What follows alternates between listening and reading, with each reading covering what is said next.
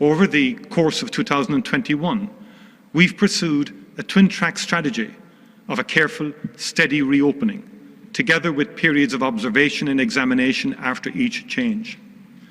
And alongside this, we've pushed forward with one of the most determined and comprehensive vaccination programs in the world. This strategy has worked.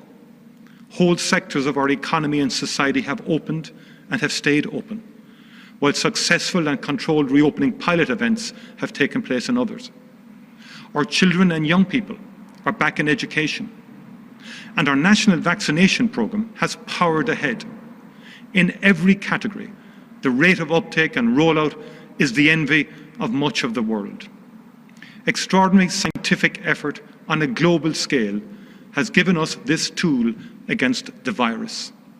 But it is the Irish people's respect for and trust in science that has made it such a powerful tool in our country. As of this morning, close to 90% of all citizens over the age of 18 have been fully vaccinated, and the rate of uptake in our citizens under the age of 18 is hugely encouraging also. This vaccine rollout has been on a scale that has never been seen before. The entire vaccination team, operating in every corner of our country, deserves the nation's pride and thanks.